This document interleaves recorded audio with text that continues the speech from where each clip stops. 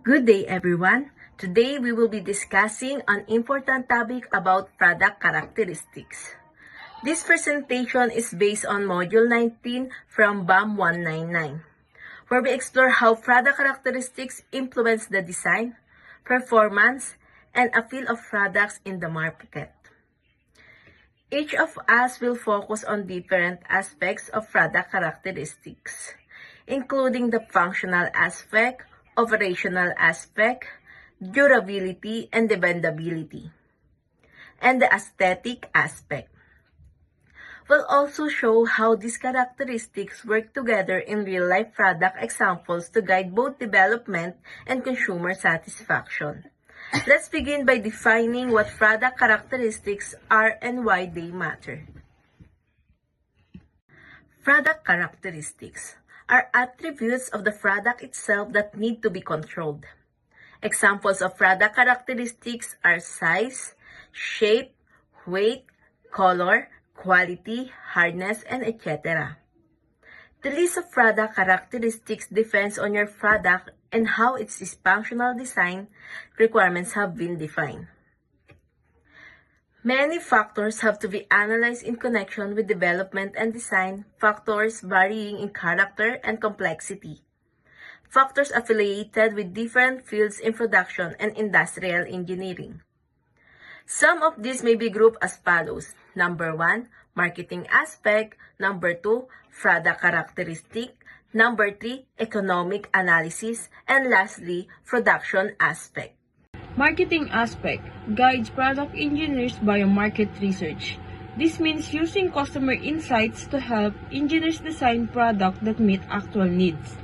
Helps improve existing products or develop new ones.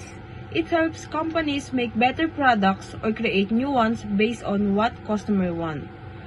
Forecast demand and sales volume. This involves estimating future sales to support proper production and avoid over and under supply. Product characteristics. Functional aspect, how product performs its intended function.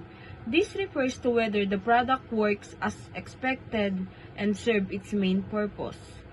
Operational aspect, how it operates in real-world conditions. It focuses on how the product performs during actual use, including safety and convenience. Durability and dependability, lifespan and reliability.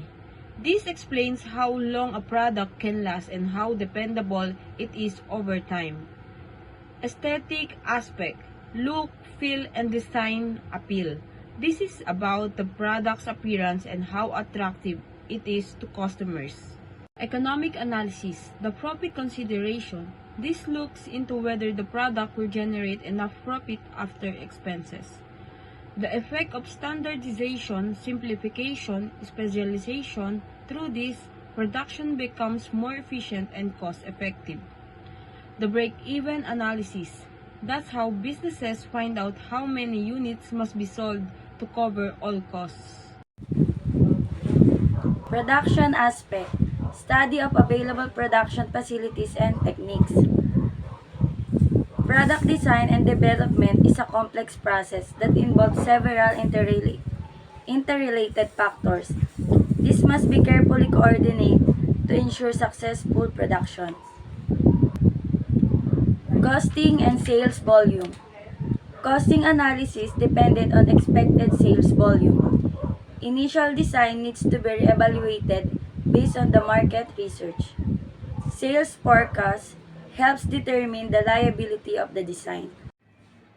Interrelations in product design. Marketing informs design. Continuous feedback loop to reconcile and integrate factors. Final design is a balanced composition of many interdependent factors. Product design is not just about how a product looks. It's a complex process where many factors work together. It starts with research to understand market demand and gather technical input. Marketing and economic analysis help plan for cost, pricing, and demand. The product must also meet functional, how it works, operational ease of use, and durability standards. Product development brings all these products together into a design.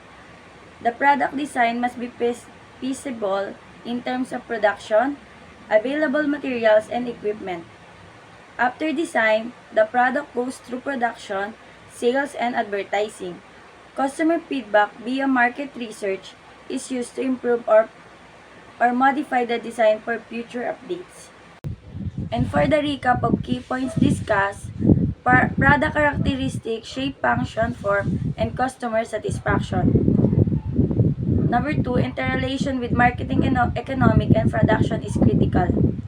Number 3, designing with balance in function, operation, durability, and aesthetics lead to success. Ang disenyo ng produkto ay hindi lang dapat tumutugon sa paggamit, kundi pati sa kalidad, sa pagiging maasahan, sa disenyo, kaakit-akit na itsura, at ang mga ito ay magkakaugnay at dapat isaalang-alang ng sabay-sabay para makabuo ng isang matagumpay na produkto.